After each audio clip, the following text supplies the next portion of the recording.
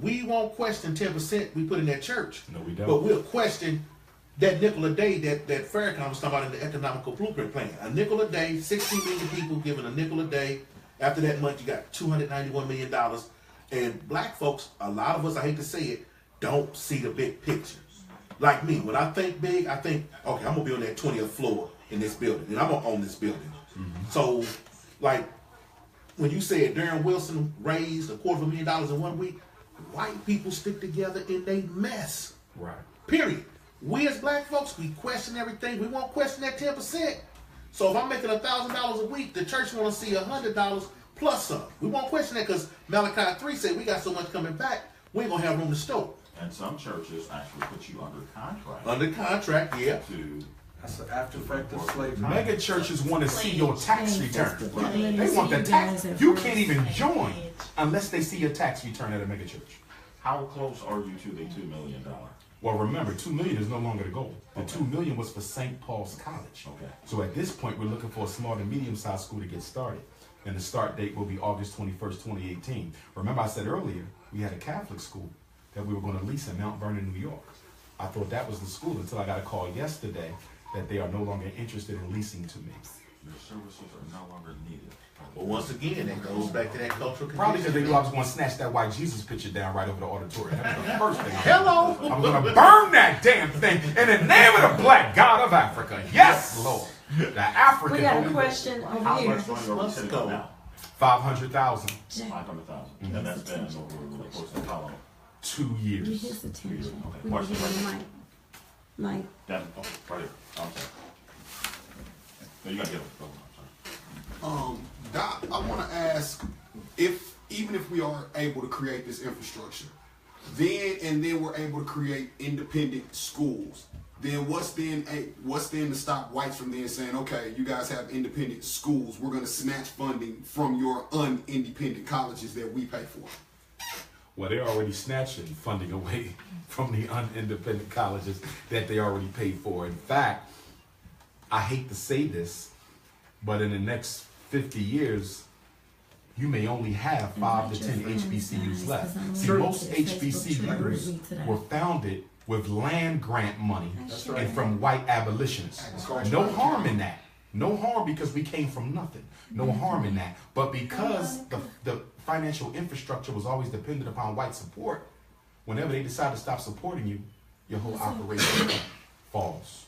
True. So, you know, they're already doing that. They want every HBCU to be colonized by the closest, largest white university. So take Philadelphia, where I live. Cheney, our oldest. Lincoln, our second oldest. They want them to come under the University of Pennsylvania. And they're doing a South Carolina State. I spoke there last year. They want them to come under the University of South Carolina. They're trying to get every black school to basically capitulate.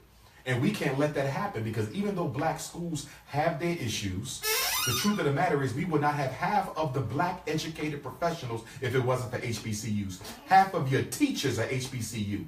Over 40% of your doctors are HBCU. Over 30% of your black undergrads are HBCU. If you let them kill the HBCU, you kill the black middle class. Because the mother schools ain't going to let you in. Question. Thank you. Here, They're not letting you in. they're not letting We you are in. always looking to the celebrity or the athlete to make a donation for the HBCUs.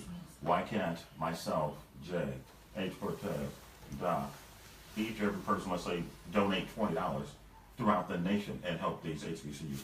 Why won't we do that? We should do that, but I'm going to put a little spin on what you said. Okay. Our money should be going to grade schools for our children. Independent schools. Let me tell you why. Okay. Because the HBCUs, they're controlled by white folks. That's true. And since our celebrities and athletes are also controlled by white folks, they are the ones who should be taking care of the HBCUs, because donating to an HBCU will not be considered the threat that it would be if you donated to the Dr. Umar Johnson Academy. Let's look at white celebrities. They give heavily to their alma maters.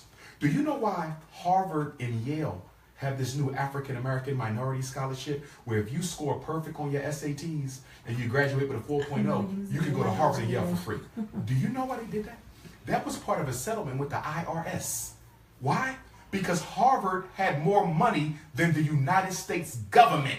And they said it was an issue of national security, and you have to liquidate some of your wealth because it's not healthy for an institution to have more money than the government itself. That's how much money Harvard and Yale's graduates give to them. Now let's look at Oprah. You went to Tennessee State. How much have you given to Tennessee State, Oprah? Let's look at Puffy. You went to Howard. How much have you given to Howard, Puffy? You look at a lot of these actors. They went to HBCUs. Tony Braxton went to Bowie State. What are y'all doing to give back to the schools that y'all came from? Because the white folks are definitely giving back. But why is the responsibility on them? Because I don't think we can support HBCUs, don't get me wrong. But your biggest issue is not the HBCU. Your biggest issue is making sure your child graduates so he is even in a position to attend the HBCU. See, we got to get our kids out of school first before we can look to the HBCU. I just don't want us putting the cart before the horse. I think we should support them, but I think it's safer for the celebrities to do it, and we stick to building the grade schools. Because I'm going to come at you another way. HBCUs were created, why? To teach black people how to fit. The HBCUs were built to teach us how to fit into a white reality. But if we properly educate our children in grade school, they will not have to fit because they will be able to create their own reality. Question, Doc. Do you feel you are a marked man? No more than any other black man. You say.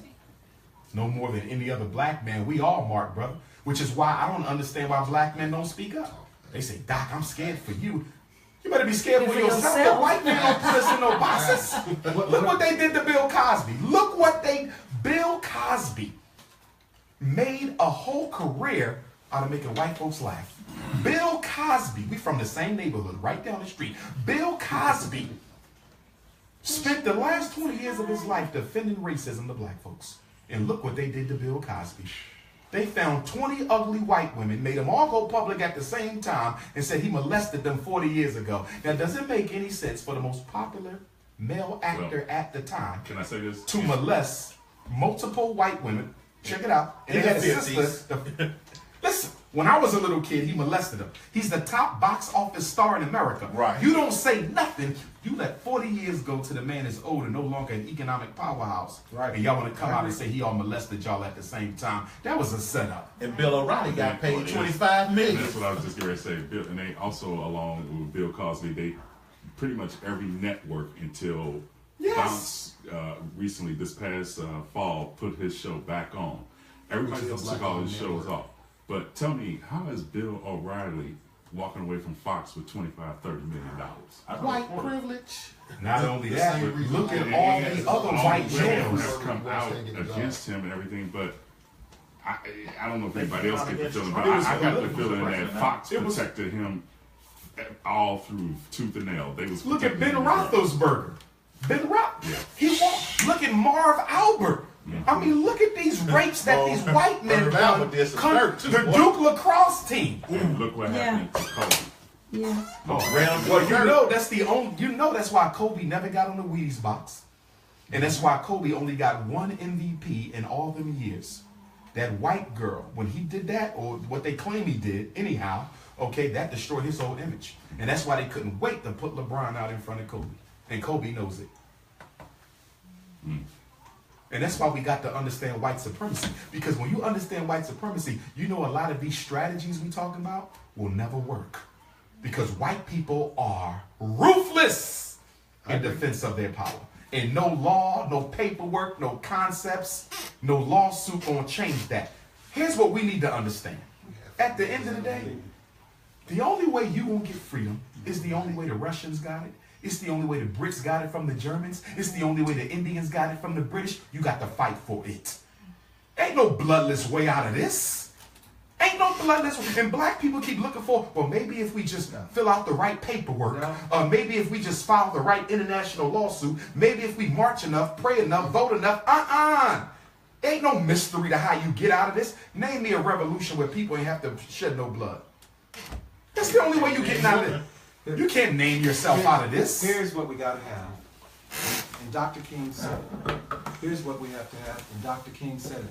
He said the Negro is in a powerless state. And what do we have to have is power. And power is simply the ability and the opportunities to influence decisions that affect our lives from a spiritual, social. But power is taken. Thank you. No, power Thank you. It's not given. No, let me finish. Don't nobody give you power. No. Show me a Hang people on. whoever had Listen, power hold given. on. Listen. You got to take Hold on. power. My name is Here, Dallas, here, right? hey, listen. I used to watch the nighttime soap opera, Dallas.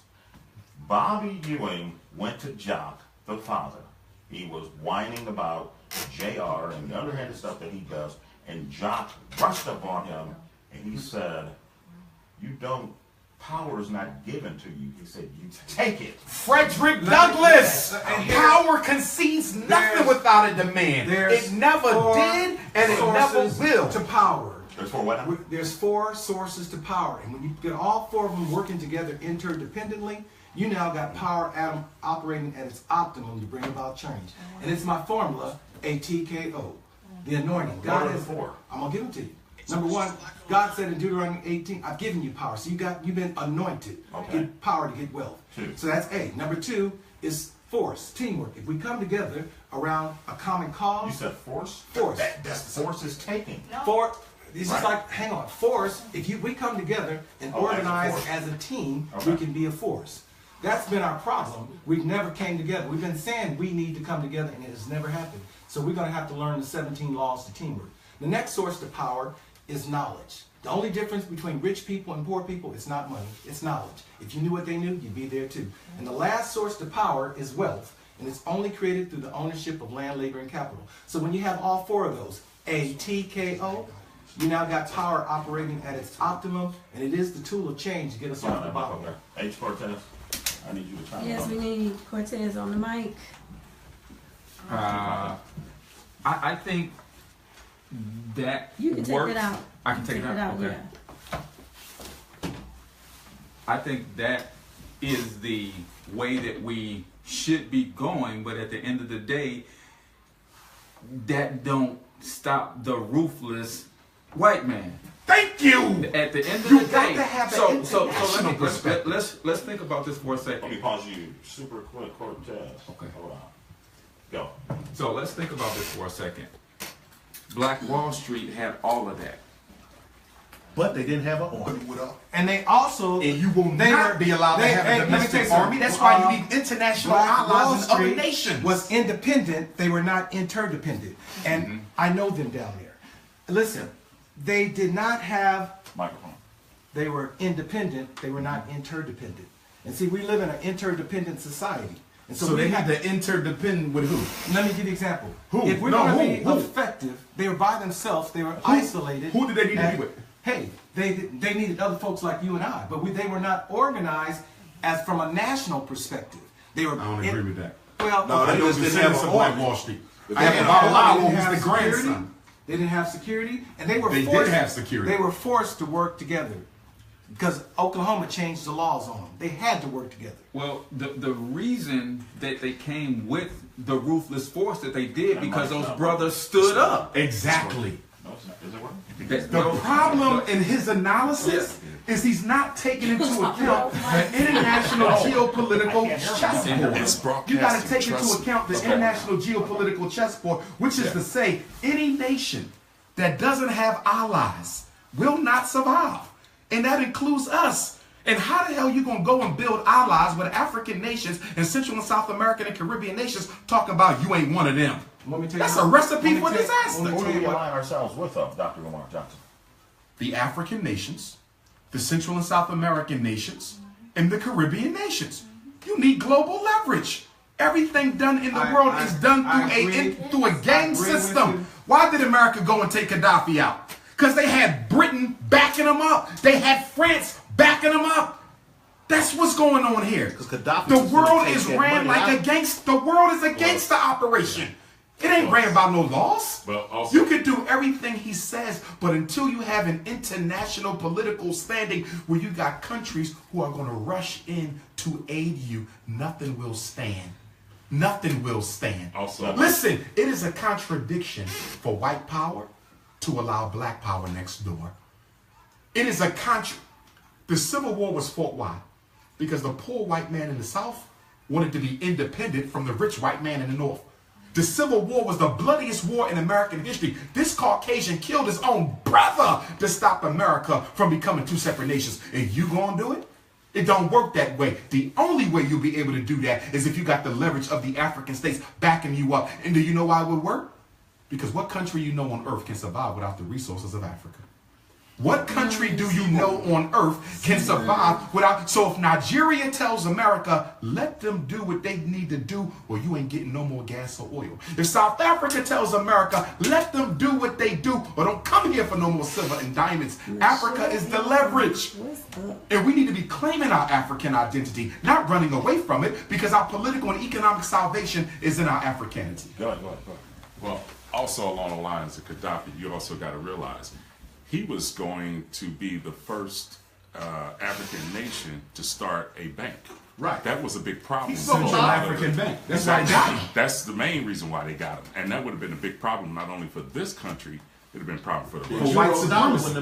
Because you're fighting white supremacy. Because he already had most of all the other African countries on board ready to pull their bank from the international And it was banks. their idea. Gaddafi just had the money. Exactly. Let me ask this question.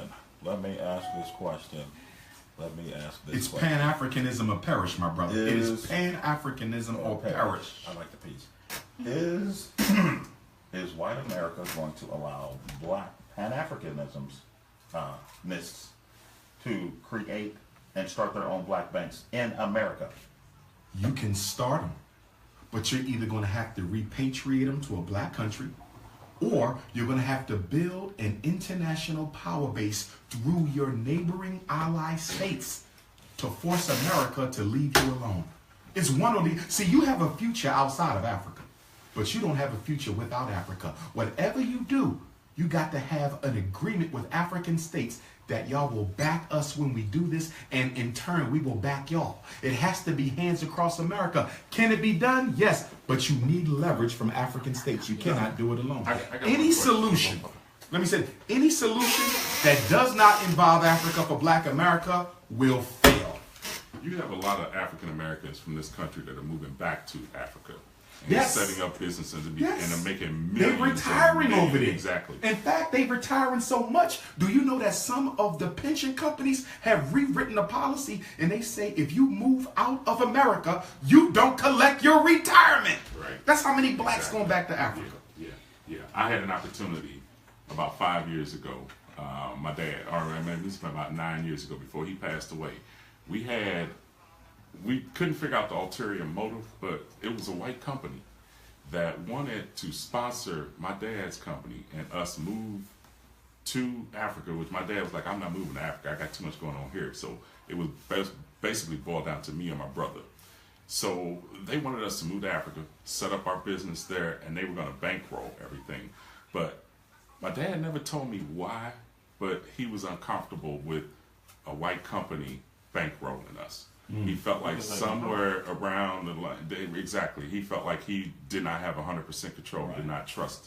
So, but the money was incredible. I mean, you seeing people, and I think it was HBO or Showtime did a special on African Americans leaving this country, going over to different parts of South Africa, starting business and living in, getting land, purchasing homes that would cost you $5-10 million mansions here. And they get them for $400,000-500,000 or less. The same thing happened to my dad.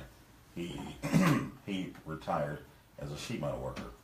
CNR Heating and Cooling wanted to put him in his own black-owned business. They wanted to put him, what is it called when they can get the minority contract, and that's what it was. They were going to front him. Disadvantaged business. They were going to front him, have him be the figurehead for his own business, but they would own 51% and he would own 49%.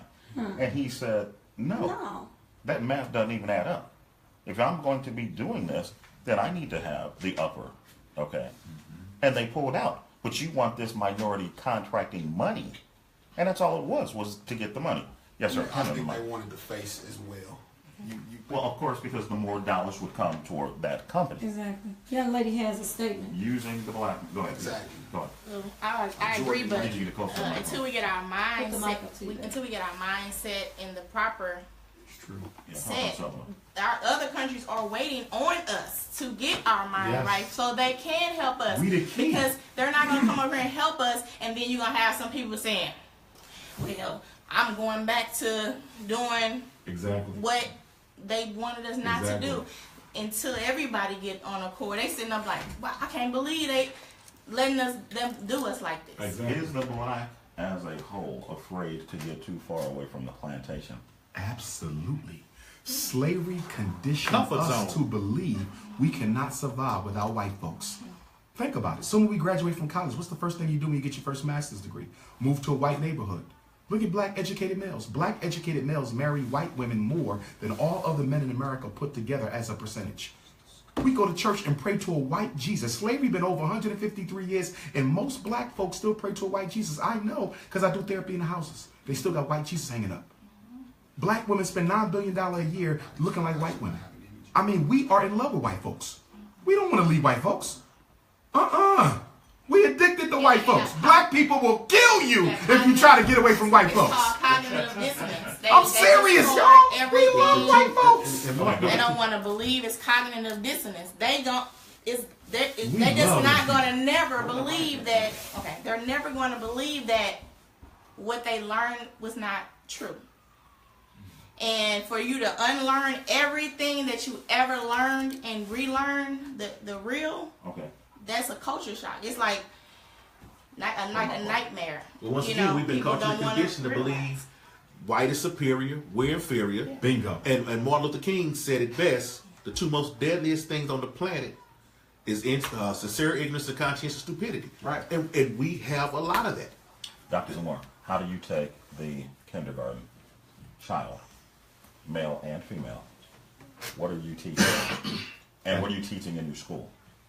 Okay, let's do the school curriculum. Okay. 6 core curriculums in addition to the main. You gotta have math, gotta have language, gotta have science, gotta have history. Okay. Aside from that, economic and financial science.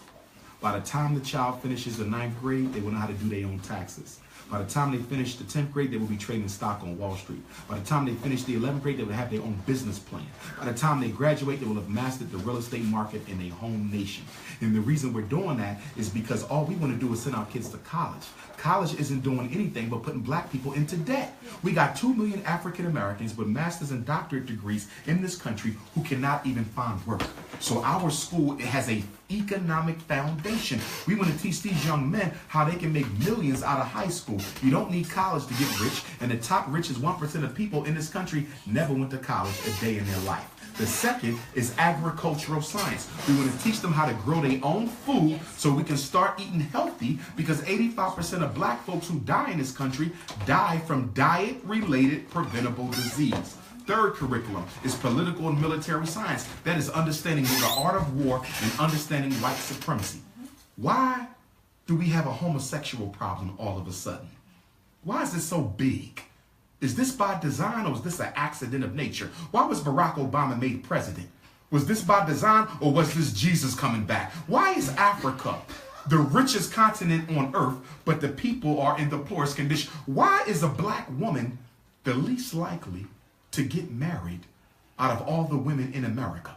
So we want to make sure they understand the world as it is. The rules of racism. All white people are racist. How do you teach them to love themselves? That begins early.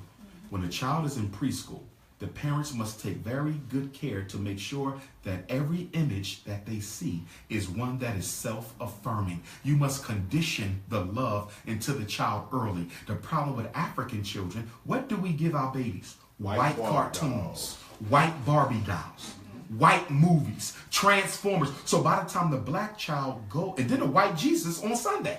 So by the time the black child goes to kindergarten, he had already been taught self-hate. We want to blame the school, but he did not learn it in public school. He learned self-hate in the black Sunday school. And the second thing for young children, vocabulary. The vocabulary of a child will grow by millions of words between the age 2 and age 5. That's when you're supposed to be reading. Guess what we do between 2 and 5? Put them in front of the television. So the time when the brain is most receptive to expanding its vocabulary, we dumbing it down with TV, video games, iPads, and Xboxes. The way we raise our kids, totally dysfunctional. It is totally dysfunctional. That is one reason why growing up, I appreciate my mother and my father, because TV was limited and reading was a must. And we spent at least a half hour to an hour every night. It was cut the TV off, grab a book, I don't care what you're reading, go sit down in your room and read. If it was up to me, a house with school-age children wouldn't even have a TV in it. When we were literally 2 and 3 years old, we were reading. My mother had us reading. My son read at 3. He read a 2 whole and book. 3. Wow. Reading out of the newspaper. Wow. Look at that. That was LJ quick. And you know, black children develop quicker than white children. So whatever the white curriculum has, you can times that by 2 or 3. What the white kid can only get at 6 months, our child can get what a white kid gets at 2 years. They're faster. And this is why they keep talking this ADHD stuff. Because the black kids are finishing their work too quickly. And they ain't got nothing to do. exactly. So they start acting up. Yes. The average ADHD black boy is mentally gifted and has never been classified Yeah, as such. I have 2 boys. I have a 20-year-old. Hold on, Mike. I have a 20-year-old and a 10-year-old. So with the 20-year-old, I had problems with him in school, and I used to have to come into the classroom and sit with and see what was working for my child, what wasn't working. I have to basically regulate the classroom for him to be successful. And of course, they tried to suspend him like every other week. But the new one, the 10-year-old, when he was my baby, ABCs and 1, 2, 3s when I did his pamper with him. Eye contact. By the time he was 2, he was identifying letters, numbers, words. He was reading. His IQ is 130. He excellent in school, gifted education. I don't have to even worry about it. We don't do technology during the week, only on the weekends, and I promote reading, and you know, he's advanced in school. So I have teachers call and say, he's finished with his work like fast, and they like, well, what else did he, have to challenge him? So then I have to give him stuff for him to keep challenged, but they can't keep up. And I taught in education. I know I was a parent, a teacher. I was on all sides of the fence. So. What made you change with the 10-year-old? What made you do what you did with the 10-year-old that you didn't do with the 20-year-old? Well, the classifications that they tried to give my child, and as an educator, becoming an educator, I learned what they talk about in the teachers' lounge about the kids, and so I wanted to make sure that this one, since he came 10 years after. That I was reading about homeschooling. He was gifted. I was reading about gifted education. So I just history and learned about this when I had him, and I just started working with him. And it's a proven fact. Your baby can read. I started making my own flashcards and giving them to him because he was going with vocabulary, And I always encourage the young parents to do that. When I worked, and I taught for 8 years in the St. Louis Public Schools. So, let me take real quick. Do you know why they desegregated public education? In 1954, why did they desegregate public education? It wasn't so our kids could get a better education, because you don't learn that and sit next to white kids, okay? The reason they integrated the schools is because they needed to contain and control the intellectual development of black children. Do you realize half of what America uses was invented by blacks? In those poor, dilapidated one-room schoolhouses before we could go to school and sit next to white children? That's right, yeah. The gas mask, the 3-way electric light, the self-lubricating engine, the shocks on the car. Traffic lights. We was inventing stuff, and white folks was looking like, yo, these black kids are so far advanced of our kids, even though we spending more than 100% on their education. So guess what they decided? We're going to integrate the schools so we can find the black minds we can use.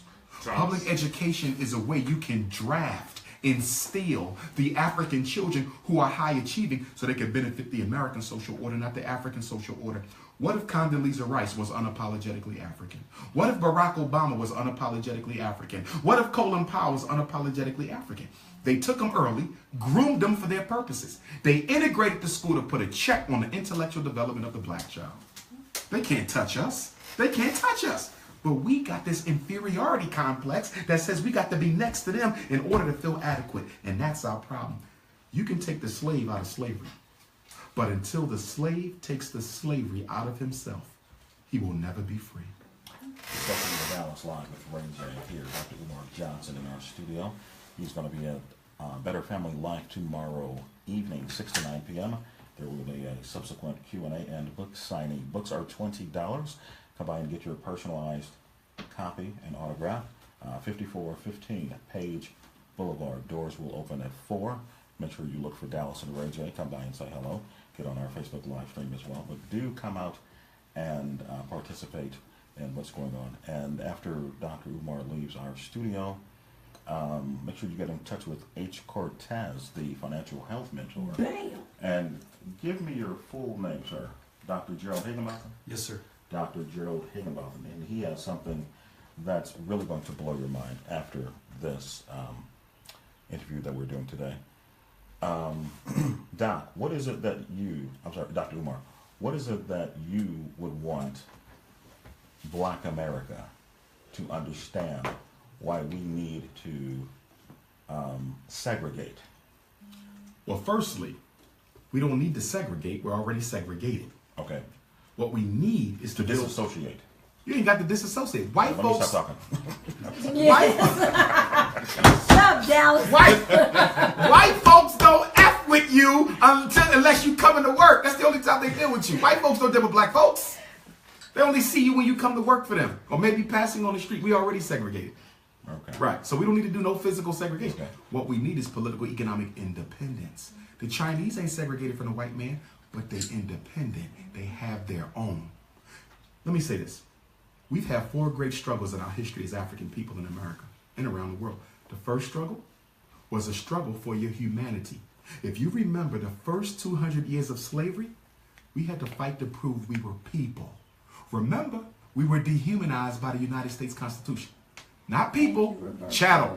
So for the first 200 years, we had to fight to prove our humanity. And by the way, we're the only victims of slavery in human history who were actually dehumanized. No other slave in human history, including the Jews in Germany, even though that wasn't slavery, they were never stripped of their humanity. We're the only ones. So the first struggle was a struggle for humanity. After we got our humanity, we had to struggle for what? Liberty, freedom from the chains. After we got the liberty, then number 3, equality. And now we at number 4. And this is the worst one. We ain't fighting for humanity. We ain't fighting for liberty. We ain't fighting for equality. We fighting for survival. The white man has gotten to a point in his development of genocide technology. He thinks he can have a world without black folks. He thinks he can have a world without black folks. And it ain't just here. I go to South Africa next week. The trend in South Africa right now, if they don't do something about the influx of Chinese and whites and East Indians, black people will be a minority in South Africa. We're already a minority in Trinidad and Tobago. I was there. In Trinidad and Tobago, the East Indians are the predominant group, and black folks are increasingly becoming an even smaller minority. It ain't just about getting rid of us in America. It's about getting rid of us across the world. As Public Enemy said, there is a theory of a black planet. See, here's the thing we need to get. You're the only people in America who ain't white, who cannot be deported. That's right.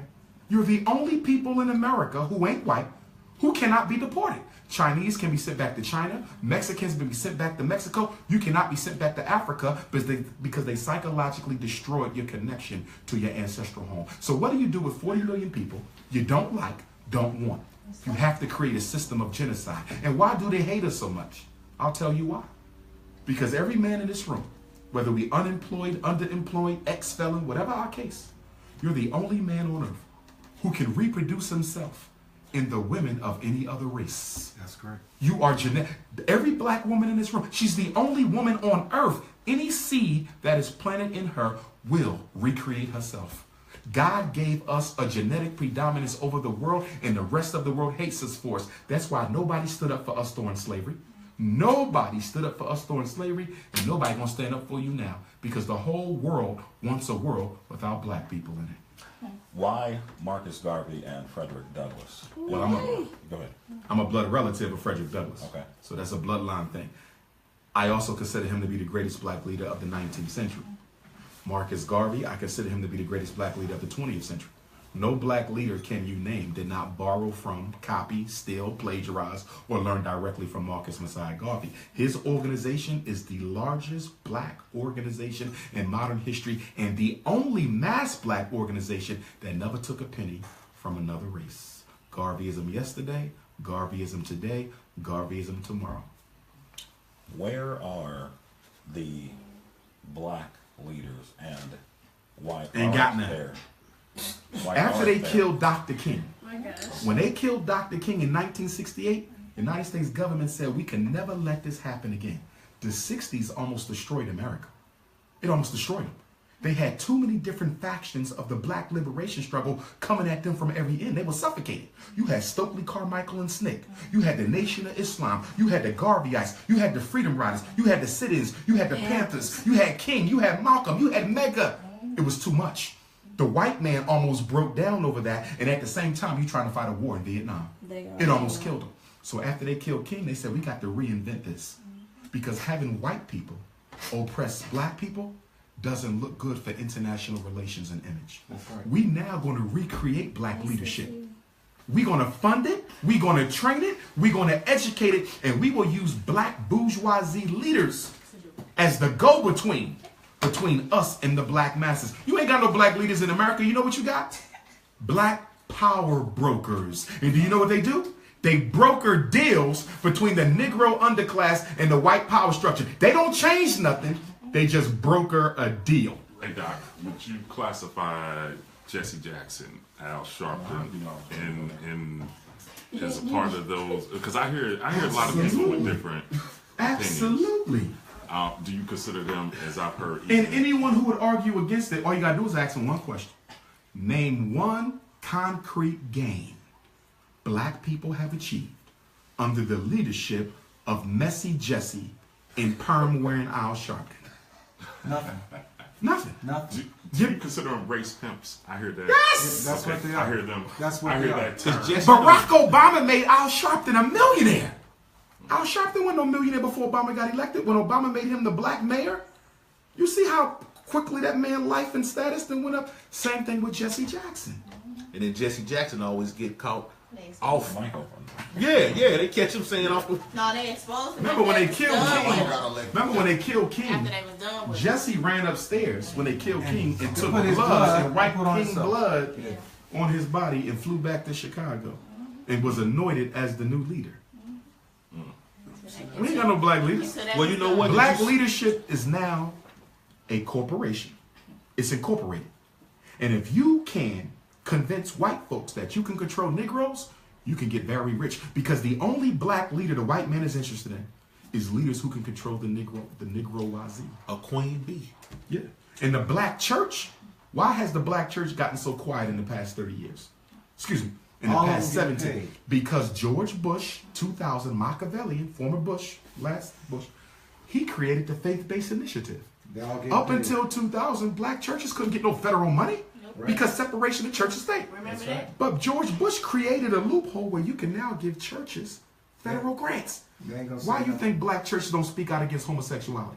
Why you think the black church ain't doing nothing about police genocide? Why the black church ain't speaking up against miseducation or mass incarceration? Because they being paid to shut up. FBI, faith-based initiative. Your preacher is the new informant. That's correct.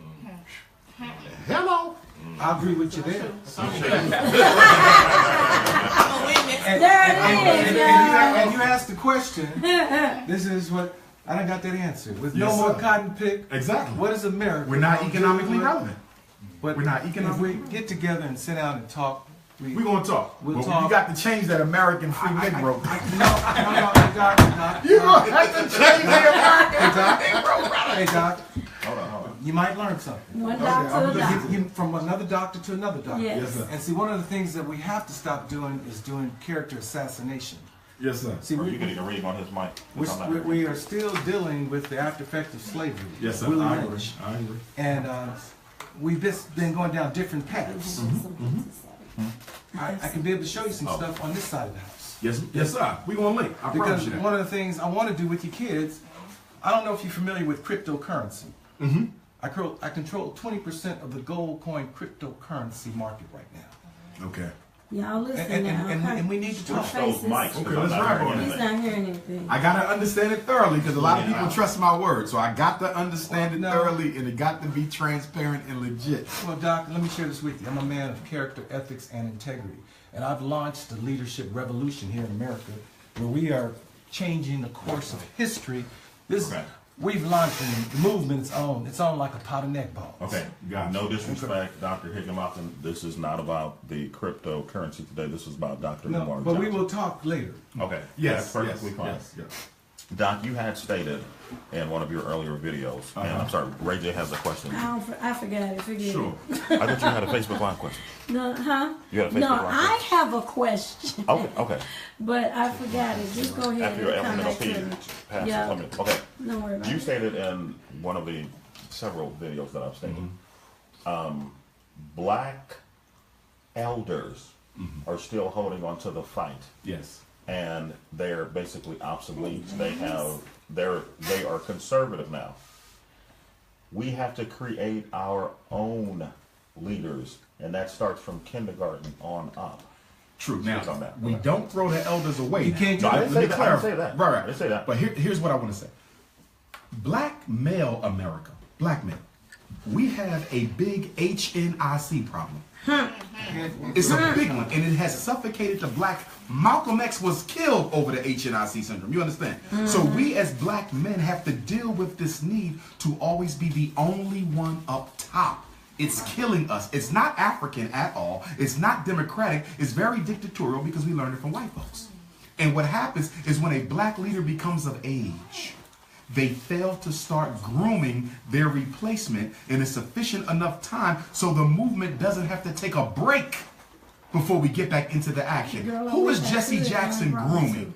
Who is Al Sharpton grooming? Much respect to the minister. Who is he grooming? The problem with us compared to other cultures, if you look at the Jewish community, you don't see the rabbi stay up there till he 100 years old. He starts to transition out around 50. Look at the Italians. Look at the Chinese. You don't see 80-year-old leaders. You see 80-year-old advisors. Right. 80-year-old counselors. We still need the wisdom, but you're not the man out front. And why is that? Because an elder ain't willing to take a bullet like a youth. And an elder doesn't necessarily carry the charisma of a youth. We don't throw them away. They're still valuable. It's just that their role transforms. But in black America, because black men have been so psychologically castrated. Think about it. There's not a black man in this room who is really allowed to manifest his true God-given alpha male gifts in American society because you're considered a threat. You can't be a man on Wall Street. You can't be a man at the job. You can't be a man in front of the police. You can't be a man in court. Everywhere you go, you got to tuck your penis between your legs in order to save your life. And so because of that, when it comes to the black church, black organization, black leadership, we get a taste of power and we never want to share it because it feels good to be in control once in a while. But what we have to realize is it's suffocating the black community. We don't need no more HNICs. We need leadership, but it needs to be a collective body. In other words, we are the leadership team for St. Louis. I'm not the leader. We are the team. So if you kill Dr. Umar, you still got 7 more. You take him out, you still got 6. You understand? The body keeps going because it's a multi-headed leadership. But in black America, we still got this outdated, archaic, he's up top, he knows everything. And when he gets taken out, because when the head is off, the body dies. We have to change our narrative of leadership that's killing us. Afro World is on here and they send their love to you. Peace I and want to love. let you know. And then I had someone on here, the Miss Divanshay. She said she homeschooled. And she said that we don't need to rush our children to school by age 5 I agree. because they don't have to, in the state of Missouri anyway, be in school until age first grade. 7. Yeah. So that was something that I just learned. Yeah. Because I thought that by 5 you had to be in school. No. You can homeschool forever now. You know that. Right. Your child ain't Yes, never got yes. to touch. Oh, I homeschooled for a while. I But did here's that. my thing with homeschooling, though. Okay. And I'm a supporter of it. With our National Independent Black Parent Association, every committee, every chapter must have a homeschool committee, right? But I want us to understand something. Black people are self-hating and disorganized, right? Yes. You're not going to fix that with you educating your kids under your roof without his kids being there. That's right. You're not going to That's fix that with him right. educating his I kids. was asked to because take on there's no other kids. continuity Yes. of Yes. instruction. Yes. There's no social. Black kids have to be taught something no other child has to be taught in America, and that's how to get along with other black people. That's right. You Oh my can't. God. That's why I don't like cyber school. Everybody talking about why don't you open up a cyber school and just let the kids Do it learn on the online. computer? Huh? Half of all learning is social interaction. Yes. You lose that by putting them in front of a computer. You know why cyber school is so popular? Even though the research shows it's not really helping the kids, because it's cost efficient. You don't need no teachers. You don't need no school bill. You understand? Yes. All you need is a damn laptop. So everybody pushing a cyber school. Some of the Hoteppers is coming out with a cyber school soon. The Hoteppers about to come out. Yeah, they got a Hotep, King Tut cyber school thing. Dr. Umar, you want to get down? No, because that's not my concept. I believe in the good old-fashioned Booker T. Washington, Mary McLeod Bethune, in your face, open a book, chalkboard. Do you have any questions? You sick. Garvey said something real quick. Garvey said, if the black man and woman are not careful, we will drink in all the poison of Western civilization and we will die from the effects of it. I asked this question to an administrator at the school where I work. I asked, have you seen any of the hidden colors 1 through 4? And what's the other one? Out of Darkness. Okay, Out of Darkness. Okay. He said, no, I don't. I said, I really think you need to get an assembly of these boys and have them watch this. The girls too. Okay. Yeah. Well, okay, but being male, we were talking about the Yes, boys. I got you. I said, they need to see this, okay, to understand, because they don't understand what Eye on the Prize is. Martin Luther King, they only know Malcolm X because of the X. Martin Luther King is on an IQ test. One of the IQ tests. Okay. I lie to you not. 75% of the kids I tested, I asked them who was Dr. King. They don't know it. Black kids. Black kids That's all don't. they forced Black Black kids. History Month. I did an independent study when I was at Ford Motor Company, and I went right when Clarence Thomas was about to be confirmed for the Supreme Court. I asked them if they knew who Thurgood Marshall was. No, I know they don't know Thurgood. This was adults I'm talking about. Oh, damn. Adults. I asked if they knew who Clarence Thomas was. Well, they knew who he was because it was current. I said, you can't tell me in 2000, whatever year it was, that you do not know who Thurgood Marshall was. Harriet Tubman, Frederick Douglass, Martin Luther King, and Rosa Parks were automatics. Not no more. Oh, and guess what the excuse they give for why they don't teach black history in the schools? I was told this. I was told by a school board president, the reason we cannot put African American history in our schools is because if we do that, the homosexual community is demanding that we teach gay studies. In other words, it will look like we are discriminating against homosexuals by teaching black history and not teaching gay history. Why do they Well, that has nothing to do equate with that. us I know, with but the we have allowed movement of them. We have allowed the homosexuality? homosexuals to equate gay sex with black life. Right. That's a You know what- leadership you know what, problem. there's I agree. another I issue. We'll agree on that one. I agree. Another issue with that too is that school districts hold on. are starting to change the narrative of our history. So in other words, they've changed the terminology Yes. from being slaves to being Indentured servants or workers. Like we Well, volunteered for that. I have a very rich family history on both sides of my family. I have some bloodlines to some really famous people. I don't recall any of them passing down family stories that said that they, you know, my ancestors, my great-great-grandmother who was a slave. I don't remember any of the stories of her coming back saying that she enjoyed being raped by the master or that they gave them all the upper hand and everything that they Right, yes. needed And to be that aspect successful. was a business as well. Yes, yes it was. It was breeding. It was Exactly. Yes. Remember now, And that after is, they outlawed slavery in 1808, how did they continue to get more slaves after 1808? America transformed itself from an import industry Hey, Brent. to a breeding farm. yeah, American Yeah. farm. And I would argue we still breed slaves. And that was today. on the They are Massachusetts. gonna hook up Everywhere. with you Well, and well, Oh, you have breeding farms all over the place. Imagine walking into a This house. is Oh, why That's the I reason put- why black folks live under the police state that we do too, is because police originally were slave catchers. That's Yeah, right. they was never trying to protect It's themselves. They were Evolution of profession. Exactly. So after They were slavery catchers of ended- American Give him that slaves. After slavery ended, that's when they were like, well, that's our way to keep black folks in line. That That's was- when that you was had Jim American- Crow. Part of the structure That was of our society. American Keep it in slavery. place. Just change the name. Exactly. And And change slave to criminal and catcher to cop. Same We thing. have a Wow. caller And that is line one reason why Caller, you there? I have out there Caller. on American Caller on line, you there? Facebook American slavery, so we can know our history. I got over 50,000 folks out here every day learning about American slavery, not black history, but American slavery. Our group here got to know our history. It's critical that we do, because failure to know our history, a lesson not learned, is soon repeated. But why isn't American slavery part of black history? Why? Because separate? they're two. They're not different. Black is a nickname that came out of the surname slave. And what is American?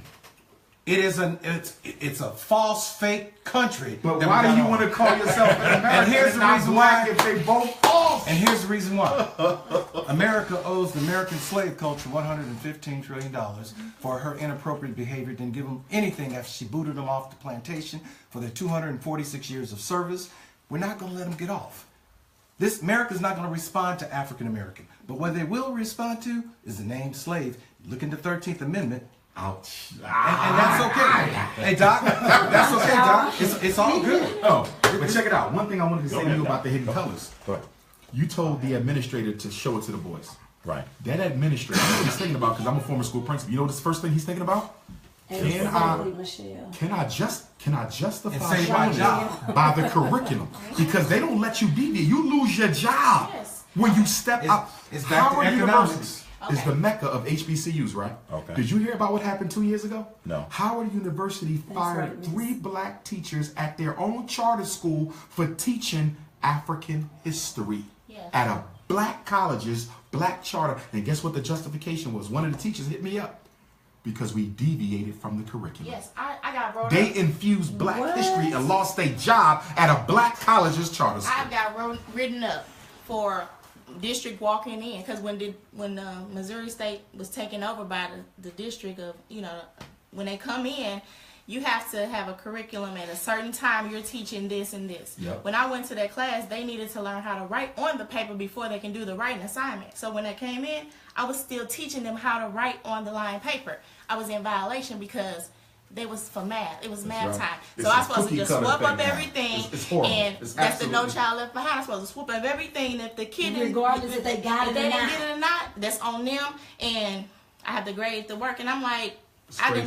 never did it. I always did. I had white teachers tell me, Dr. Johnson, my students ain't learning nothing. Anthony. And not because I'm not a good teacher. Because they make us go so quickly through the curriculum that I'm not allowed to go back and check if they even mastered the previous skill in order to add on top of it. Public education is done. We got to get our kids out of that. The only thing they learning is how to be gay and how to go to jail. Caller, are you still there on line 1? We have a caller. Dr. Umar, will you You wait ain't for lying. on line 1? Caller on line 1, you live, Dr. Umar Johnson. Talk to me. I can't. Ayana from Mississippi. Hold on. Got somebody on from Mississippi. I could just comment on something that I heard the gentleman say earlier in reference to the 13th Amendment. Now, I'm a junior in high school, and I have taken history, of course, before, that's a class taken every year. Lincoln himself said he only freed the slaves out of military necessity. That's right. So technically, if we really want to talk about it, he didn't free them because he actually felt like they were Americans and because they were born here, they had a right, to be considered Americans. He freed them because he didn't want his southern white boys and his northern white boys to be fighting anymore. So, that's just my 2 cents about it, but... Junior in high school? Yes, ma'am. She That's a got it. student? That's a child? That's a She child. just said it, junior high school. Go ahead, Doc. Well, here's what I would say to that. When the United States, when the 13 colonies decided that they wanted to separate from the British Crown, Thomas Jefferson issued the Declaration of Independence.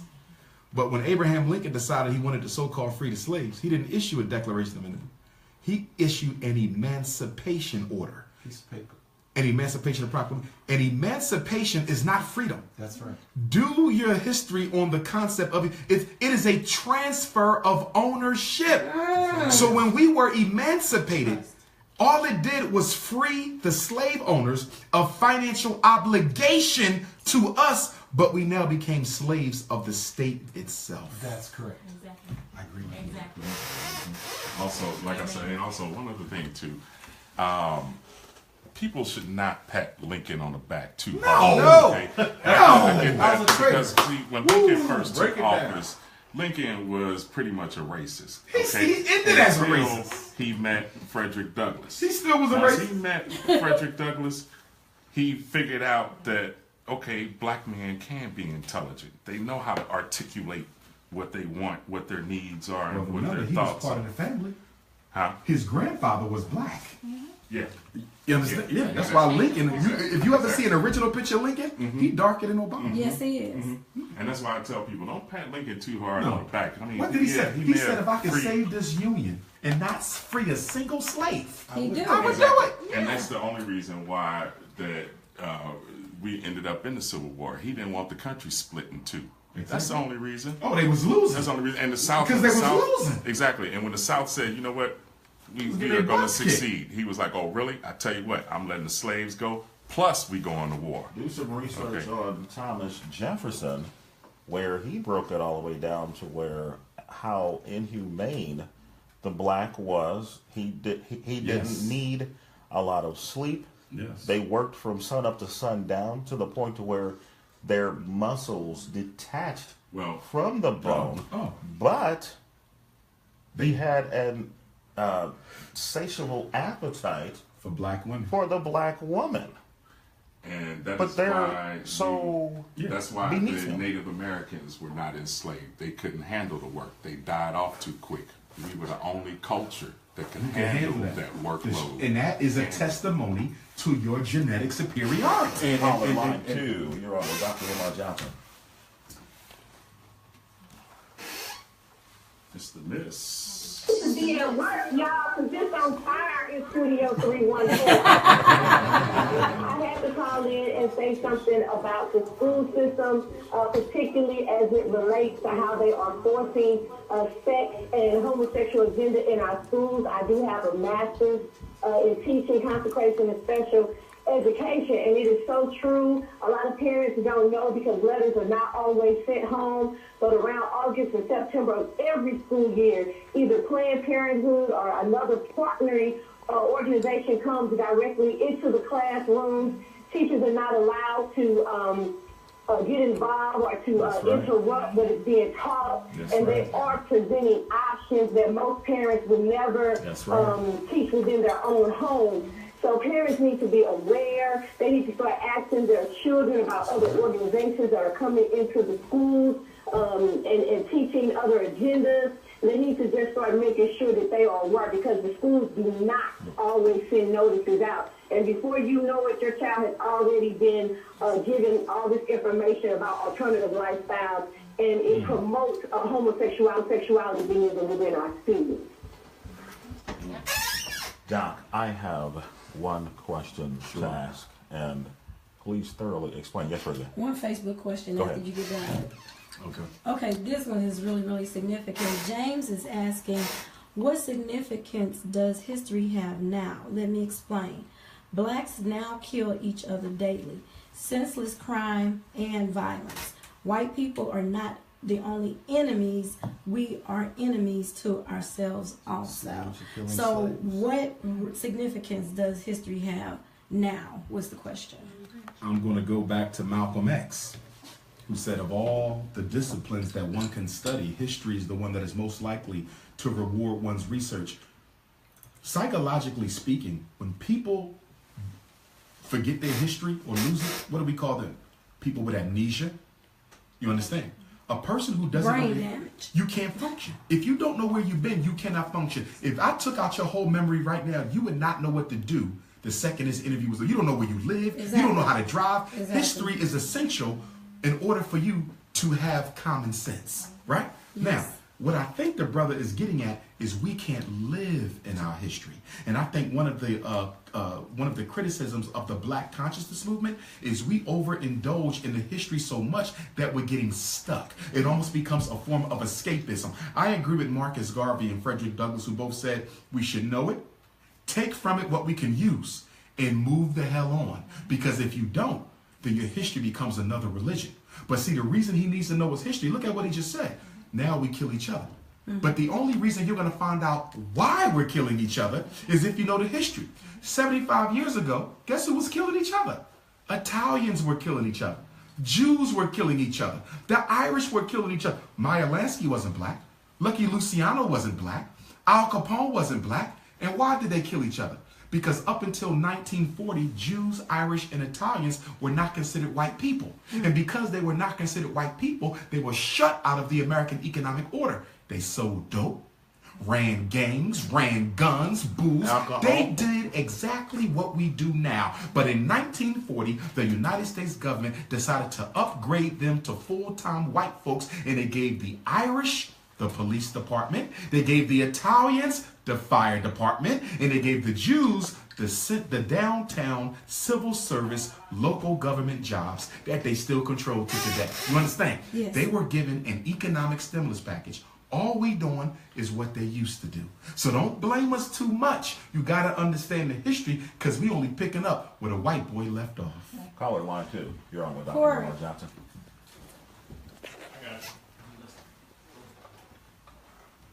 Program, I wanted to know, I've been hearing a whole lot about black history and it needs to be taught and this and that. And don't get me wrong, I do agree. So before I ask this question, give me a chance to explain. I just wanted to know what is the significance right now of the black history? And the only reason why, now I understand it's still important, but the only reason why I'm asking this is because we still see so much black on black crime and so much violence, and I feel like it has destroyed everything that our ancestors have created, and it's like it closed the pavement on the way that they've created.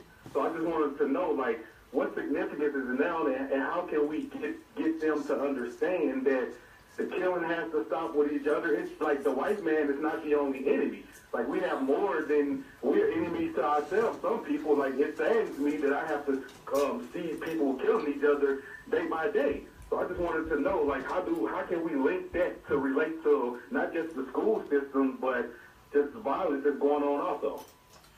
A people who do not know their history soon repeat it, my brother. If someone comes to me for therapy tomorrow, depression, crack addiction, low self-esteem, anxiety disorder, you know the first thing I do? What's the first thing a doctor does? A history. Right. When did you start feeling this way? What kind of relationship you had with your mom and dad? When you go to the doctor and tell the doctor you're sick, what's the first thing he does? A history. When you go to your lawyer because you need a lawyer to represent you on the case, what's the first thing a lawyer does? A history.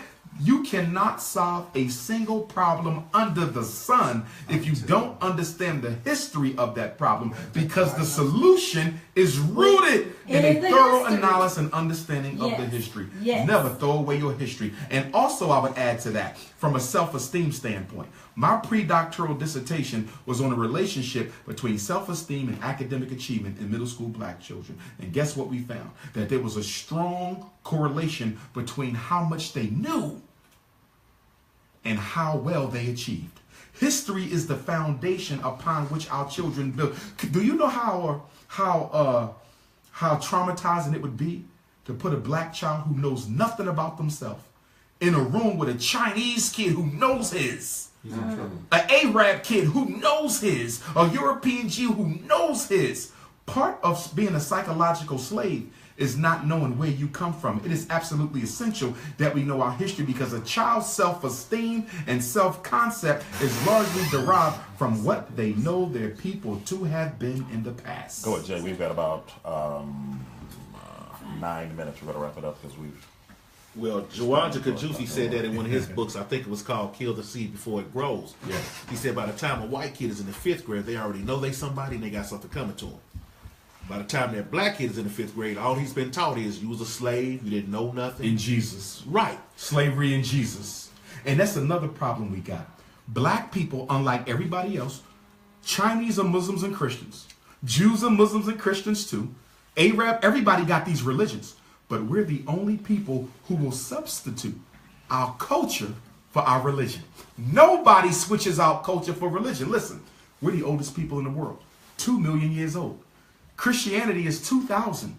Islam is 1,500. Who would give away $2 million for 1,500? But that's exactly what we do. We let the white man come and take our culture and give us a religion, and we content ourselves with Jesus and Muhammad. The Chinese don't content themselves with that. They will be Christian and still love their Chinese history and culture. We're the only people who let people rob us from it and stick a religion in our face. Any other questions before I ask my final question? Well, you know what? We have to learn the difference between religion and spirituality. Yes. They're two total different things. Yes. And I'm going to leave it at that. I agree with you. And I I agree might with gotta say you. And we something. also need to rethink this sick thing of the black church being the most important institution in our community. We need to change that because the black church ain't doing nothing for the community. We need to make the school or the bank the most important institute. Think about it. The school is responsible for making new minds and new children, new adults. How can a church be holier than a school? A bank is responsible for building the infrastructure of an entire community. How can a church be holier than a bank? We got to do something about this black church situation because they're robbing us as much as the Chinese store. Before Cortez gets started, one quick thing along this 3 o'clock, easy. I saw a post that you put up about black churches supporting Trump. You Yes. expound on that just a little bit. Well, remember, the black churches are free agents. They looking for money. So the minute Trump got elected, they jumped right off the Democratic bandwagon. And some of them re-registered as Republicans, and a lot of them didn't re-register, but they just ran with Trump because they're still American constituents. The black pastor is a free agent. The only thing he loyal to, thank you. The only thing he loyal to is his pocket, and then the first thing we say is what? The church is not political.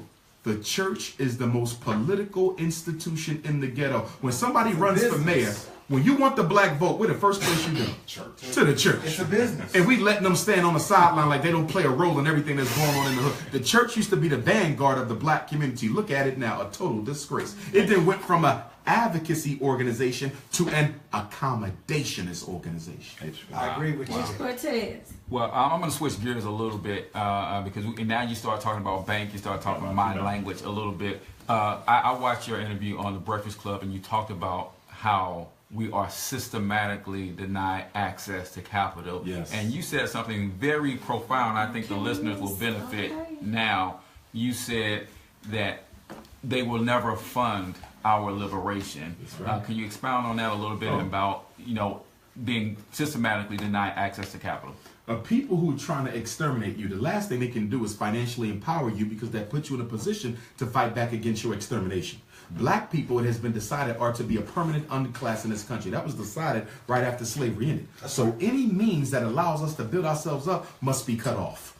But here's the situation though. Even though we'll never get access to the banks, the capital and the banks, we can give ourselves access to the wealth we already got. This is why I got a problem with the fact TD Jakes ain't got no bank. How can Creflo Dollar not have no bank? How can a church that brings in $2, $3, $4 million a year don't have no bank where people can access wealth? That is absolutely insane. And then they take black people's Jesus money to a white bank, and the white bank takes your Jesus money and floats a loan to white businesses to come in St. Louis and push you out of your own neighborhood where grandma's donation in the church basket. We've got more money in HSBC than all black banks combined. And most people don't know what HSBC stands for. Hong Kong, Singapore Bank Corporation. That's right. And we've got more money in those banks than we have in all of the 20 black banking establishments combined. So And they that's a just problem. shut down one of our oldest black banks in Detroit or Chicago. They just got shut down by the FDIC, mismanagement of funds. They got sabotaged. And then when you're talking about money too, one of the reasons that the churches sometimes have to pimp themselves out because they don't understand money. Why don't all churches have endowments? Why aren't they investing the doggone money that's coming in every Sunday? Are they So they're investing? Why don't they get self-funding? insurance? Hold on, y'all missing one big thing. To add to my brother, hold on. Go ahead. The pastor Uh-oh. only exists because his people live in poverty. That's right. We got to be clear now. The Slavery. church Back to is a slavery. form of a intoxicant. It is a drug that you get high on once a week so you can put up with the racism you're going to experience the next 7 days. If the pastor empowers his people too much, He's gone. he's gone. He sells you hope at Because the end of that sermon. I He worked in the sells church. The churches are ran by the upper. That's right, bougies. They come in. You know, we have a front person. You of mean course. religion or The rich, like if it's a Baptist, Presbyterian, That's right. Baptist, Antioch, whatever, they're ran by them, and that is the people that are the government. So they come in and run them, and they worry about bringing in money, and then the members don't understand finance. Even if you did a corporation and you was running a Fortune 500 corporation and you brought in money to assess their congregation to know. Now, Friendly Temple, they do understand business because And they have a bank. they're using their No, they partner members with them. and turning things into And it. that's the But difference. that is faith and finance. They have those courses that they offer. I went to one of the seminars. So it's, you have to. Come up to the chair. Corey, please come up to the chair. I would be remiss in not letting you say something, brother. Corey Johnson Foundation. Listen, I've been listening outside. I had my little one with me. So. Right. Oh, I'm sorry. Been outside listening. A lot of great information, man. I appreciate you. I really do. I appreciate you too. I've been listening to all this, and believe me, it's empowering. H. Cortez, been watching you a long time, but you, powerhouse. That's all I can say. That's all I can say to this guy Black here, power. man. Thank you, brother. That powerhouse. I We want appreciate you coming. about 2 minutes. Give 2 us- minutes. Give us your takeaway. Woo! And I wanted to ask you why the black child should not pledge allegiance Oh my God. to the flag. I think I'm going to extend. I need you to answer that. Yes, sir. And then I need you to do your takeaway. Not in 2 minutes. Pledging, I'm going to give a little bit more. pledging allegiance is a form of psychological terrorism where black children are indoctrinated with the belief that they have to be loyal to the same people that's killing them. The worst thing you can do is make a black boy put his hand over his heart and pledge to the flag that's responsible for all of his people's miseries. It's terrorism. It's Public school is psychological terrorism. Public school is psychological terrorism. That's the real Al-Qaeda right there. Give us your takeaway. My takeaway, quote from the Honorable Marcus Messiah Garvey, who said, "Without confidence in yourself, you are twice defeated. In the race of life, with confidence, you have won even before you have started." The Honorable Frederick Douglass, who said, "I prayed on my knees for freedom for 20 years. I prayed on my knees for freedom for 20 years, but the good Lord gave me no freedom until I got up off my knees Yes. and start praying with my feet." You That's it. say. Get up off your knees. We want to thank each and every person that has participated in this glorious. This is one of the best radio interviews I had in a minute, brother. Well, Y'all did it. hallelujah. St. Louis We did do it. that, huh? I put this up there with the Breakfast Club interviews. We did it today. We Make sure did we that. upload this to YouTube. My AJ. people hit me all up and tell them to turn it up. I really want Wave to to your extend fans. a warm welcome and thank you. Thank you. I actually reached out to you last year. Did I and hit you back? No, you didn't. But It wasn't the lose hope. appointed time. exactly. Just I like got when the gentleman- ADHD, so hit me a couple times. Okay, well I got Oh, elemental y'all too, so sharing. we want to thank you for unapologetically sharing the truth. Thank you, that is Leslie. needed to be Thank put you, out into Monica. this Thank all my community. That's faces. why we are here. Yes, honey. We Studio need to 314. help wake up our people to wake up. Yes. Wake up, We have world. guests like you come on our show and put it out there. You have to deal with it You now. got to deal with it. Okay. Agree or disagree, you got to deal with So it. we want to hugely thank you for being a guest on Discussions with Thank Dallas. you so much. Live with Thank Ray you J so here. much. Yes, The yes, Easy yes, Treatment yes. Lounge here. Easy Treatment Lounge. Yes. Yep, stay Eric tuned. Easy Weathers B. 2 The hours. School teacher, the manager, whatever else that she does. School teacher, the banker. Corey Johnson. Corey, the miss said Foundation. hello, wave to her. It's been a pleasure. You will be at the Better Family Life tomorrow evening from 6 till 9. Learning the people. Doors going to open at 4 o'clock. Yes, sir. Book signing and subsequent Q&A afterward, correct? Yes, sir. Okay. And if you have any Kansas City family, I'll be in Kansas City Sunday at the Mary Kelly Center, 5 to 8. Mary Kelly Center, 5 to 8 in Kansas City. Dr. Umar. Oh, Reggie. Yes, real quick. I would just like you to take this opportunity to thank your audience here. Everybody that's on here is a fan of yours. They're saying thank you so much. They appreciate everything that you've done. And I just want to let you know some of them that may not be available to come to Better Family Life is why we live stream. Yes, ma'am. So, you know, I call it Facebook TV, and Yes. it's powered by Studio 314 under Entertainment Media 3 Productions and my production company, X-Ray Productions. All right. All right. So thank you so much, brother. I got this brother on speed dial, y'all. Wow. All right. Wow, All come right. through tomorrow. Bring the Okay. children. All Hey, right. also, real quick, everybody, don't forget, in about 2 hours, a little over 2 hours, tune in to the Easy Treatment Lounge tonight. It's open mic. Whoever want to call in, questions, comments, especially when we're taking comments about today's show. So please tune in. I'd like to hear some feedback, and hopefully, if time permitting, Dr. Umar